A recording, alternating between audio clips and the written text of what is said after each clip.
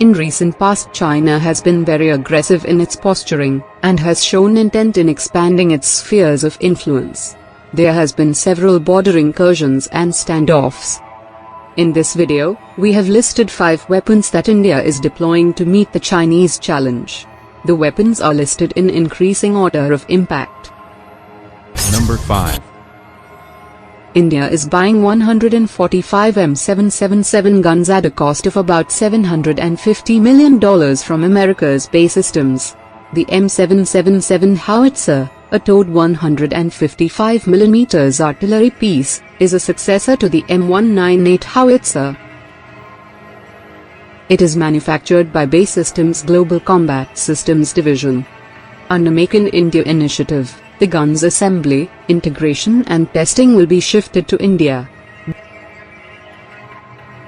This is first major buy for the Mountain Strike Corps. Note that, the Mountain Strike Corps has been specially raised to defend India's border with China. Artillery pieces don't get much limelight when compared to fighter jets or missiles, but are one of the most effective weapons in large-scale wars. They can obliterate armored regiments or infantry divisions, and can block the enemy from capturing territories. The M777 is designed with weight and size in mind.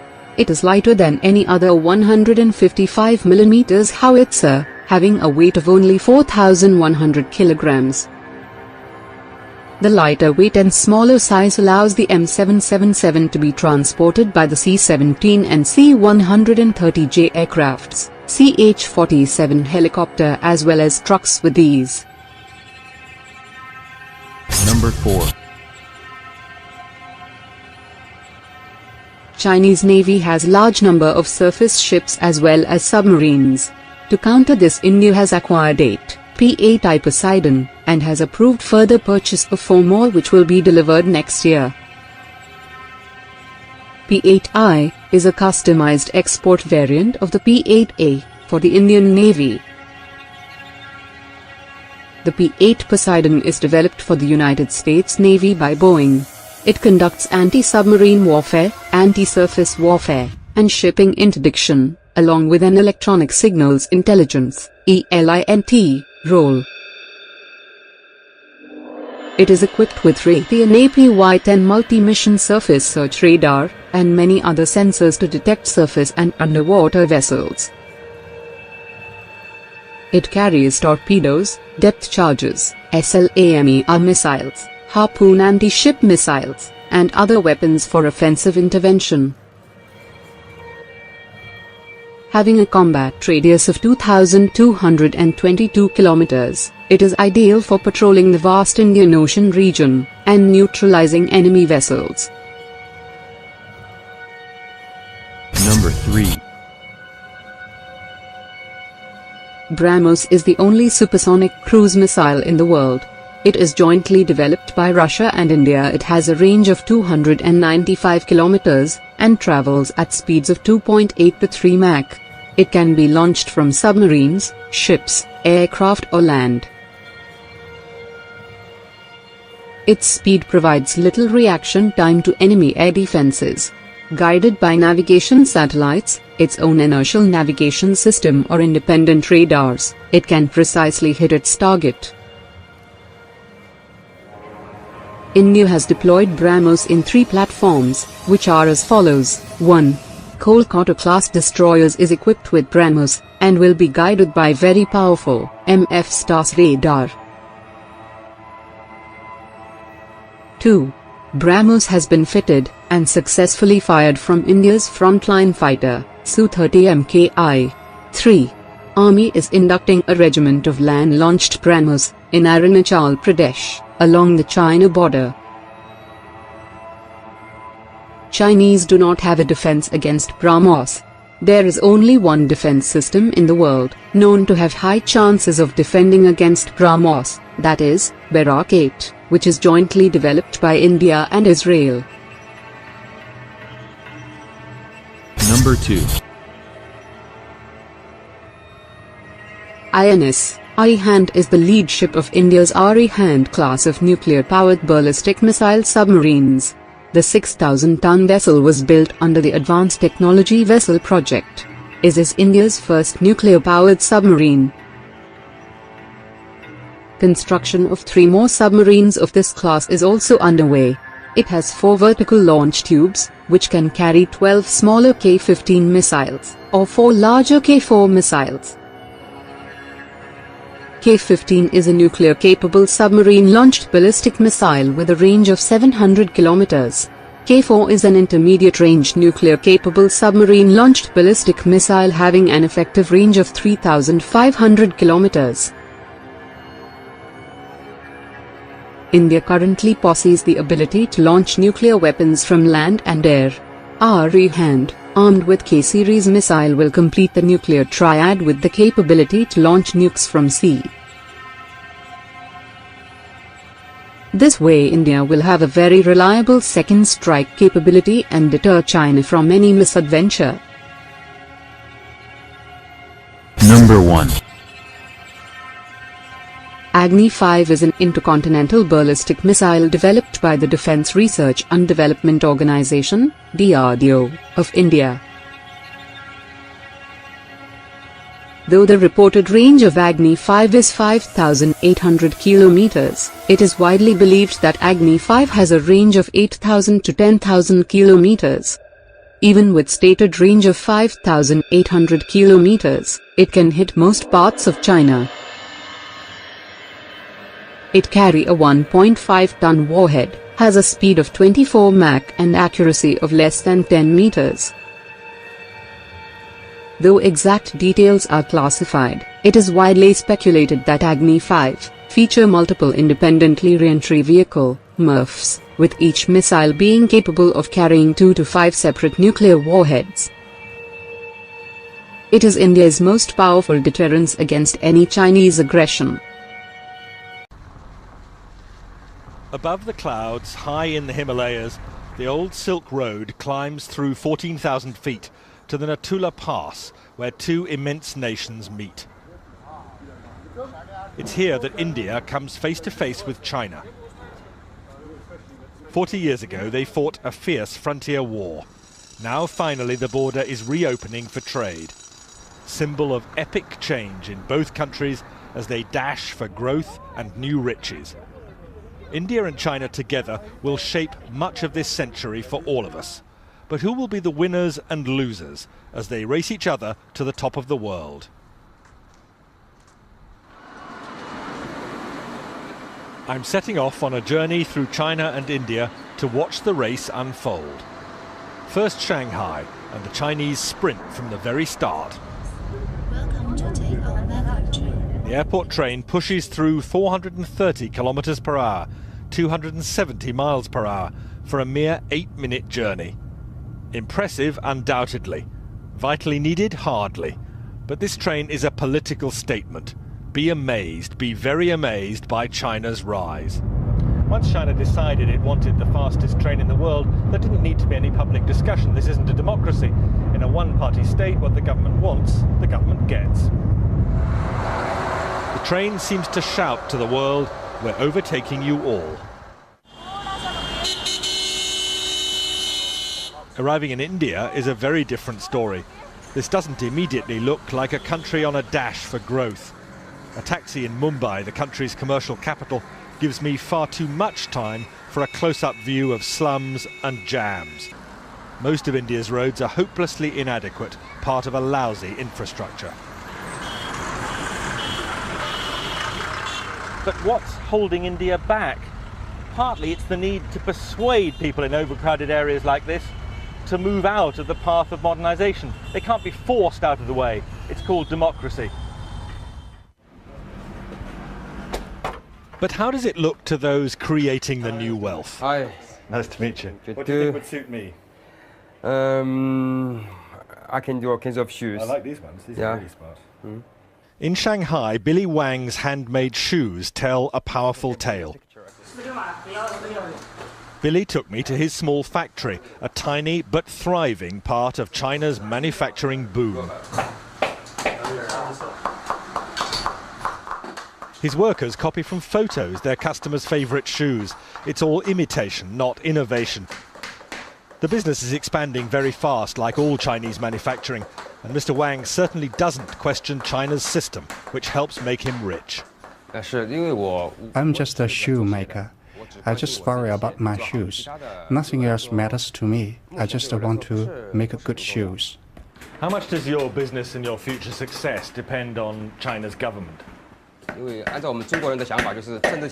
According to the Chinese way of thinking, the political system is decisive. Everything else comes second to this. And that's the message big picture China tells you too. In the new Shanghai, with its soaring temples of capitalism, the fast track to wealth has been produced by a rigid political system, communist in name only now. Shanghai's international port is part of national success built on an unwritten deal. Business stays out of politics, especially when the political system delivers so much. The port director told me he's immensely proud of what's been achieved. This area is for refrigerated containers.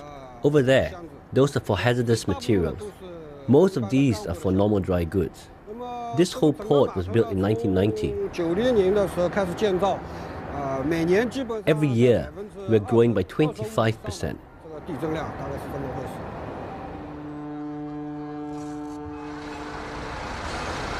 More than that, it's largely one-way traffic here. China doesn't buy much overseas, but produces vast quantities of goods for sale.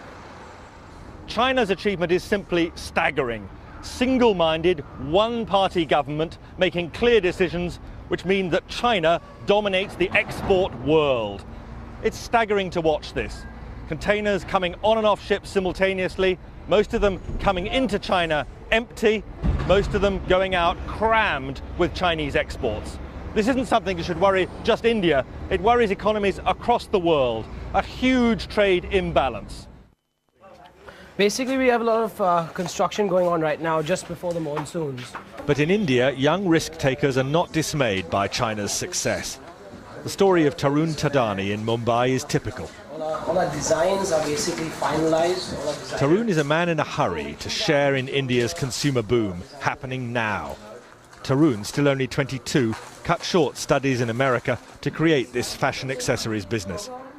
And the emphasis here in his design room, unlike China, is on innovation, not imitation. Here is all our new production. Next door in the workshop, a small team churns out low-cost fashion accessories for eager buyers among India's spreading middle class.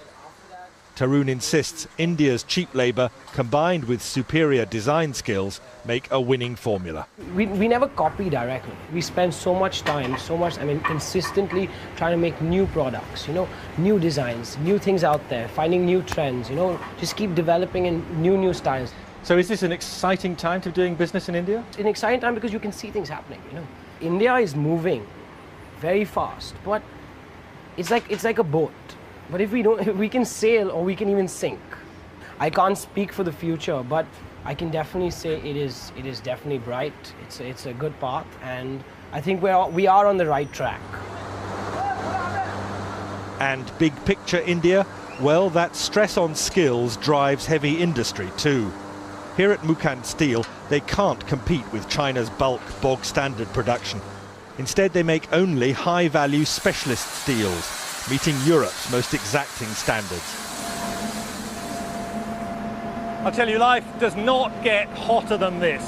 At the heart of a steelworks in India, midsummer, it's almost unbearable. But the Indians are justifiably proud of what they're doing here, not just competing with huge producers like China with a massive output of bulk commodity steel, but here making some of the world's finest high-grade steel, competing with anything that could be produced in other parts of the industrialized world. Most of this steel meets India's enormous demands, but also goes for export. This is an area of heavy industry where India sees opportunities for massive growth over the next 10 or 15 years, and where the Indians are convinced they have a huge edge over China. Outside, away from the intense heat, I hear some fighting talk from the marketing director. India can catch up and then overtake China. And I don't think China can sustain this kind of high growth rate here for next 3 to 5 years. Is India While going to India's growth rate for last year was 8.5% GDP, the current year has begun with 9.5% in first 2 months. And I think as we go along, we see acceleration of the growth rate as all the industry segments are.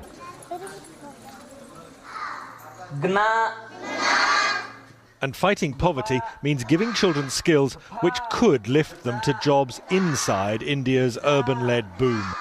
An escape route from very low wages working the land. What would you spend it on? As it is, the headmaster sometimes despairs at the risk of perpetual poverty here. Resources, because uneducated parents, they are not sending their children properly to the school. Absentees, their children absentees, they are at least continuously nearly 10 to 15 days they are absenting. By that way, will not understand lessons properly. But if they get better educated, will that give them a different chance in life than their parents? I mean, is the future for them better? Definitely, sir. Definitely. Now look at this. Still India, but the contrast could hardly be more extreme. This is the breath-catching campus in Bangalore of Infosys, India's own homegrown software giant, and a major contributor to India's explosive growth. We have a faculty of 180 people who are faculties in computer science. This is possibly the largest computer science faculty anywhere in the world. Mohandas Pai, Infosys director, is showing me a vision of India's future. And the biggest emphasis of all here, no question, it's on teaching. Taking the highest achievers among India's college leavers to even greater heights. They see no limits to the country's future or their own. I want to leave a mark. I'm looking at making a difference somewhere down the line. It's not like everything is already done. So there's so much that's yet to be discovered, there's yet to be tapped. So that way, there's a lot of scope to make a difference. Is this an... Number 5. Since 1970s, lot of progress have been made in SAM, surface-to-air missile, technology. SAMs play a very important role of anti-area/access denial. Any area defended by a modern SAM, like S-400, is very hard to penetrate, even by the most technologically advanced aircrafts. These systems are also economically more viable, as a missile costing $0.2 to $0.8 million can take out a $30 to $50 million plane. To defeat these systems, a new category of air-to-land missile have been developed. They are designated as anti-radiation missile, ARM. They are commonly carried by special aircrafts in seed role. Currently only a handful of countries, like the US, Germany, Russia and Brazil have built this kind of missile. Number 4. All SAM need radars for targeting. ARM are designed to pick up signals or radiations from radars and communication facilities, and then target them, leading to their eventual destruction. The primary purpose of this type of missile is to degrade adversaries' air defenses in the first period of a conflict, in order to increase the chances of survival for the following waves of strike aircraft. They can also be used to quickly shut down unexpected surface-to-air missile sites during an air raid. Number 3. The Defense Research and Development Organization, DRDO, is working on anti-radiation missile, and is named as New Generation Anti-Radiation Missile, NGARM. It is expected that the maiden flight test will be held by the end of 2016. The Indian Air Force would be inducting this missile within 2 years, following the completion of all the developmental trails. The missile is of indigenous development, including its seeker. This seeker is placed in the front end of the missile, and picks up various radio frequencies. Number 2. The missile is a single-stage, solid-fueled system, and will be using dual-pulse propulsion system instead of thrust propulsion. This is the first time DRDO is using a dual-pulse propulsion system. The missile will initially coast by firing the first pulse. The second pulse will be initiated just before interception of the target, that is the terminal phase. The missile has a range of 100 km to 125 km. Number 1. The missile will be mounted on India's frontline air superiority fighter the Sukhoi Su-30 Mki and the indigenous multi-role fighter, HAL LCA. Currently the Air Force equips its Su-30 Mki fighters with the Russian Kh-35 missile and uses the French Martel anti-radiation missile on its Jaguar and Mirage aircrafts. The Air Force is negotiating to buy AGM-88 missiles from the US and plans to induct more than 1,500 in the next 5 years. It is expected that once the indigenous missile is developed, it will be used in conjugation with the above-mentioned missiles.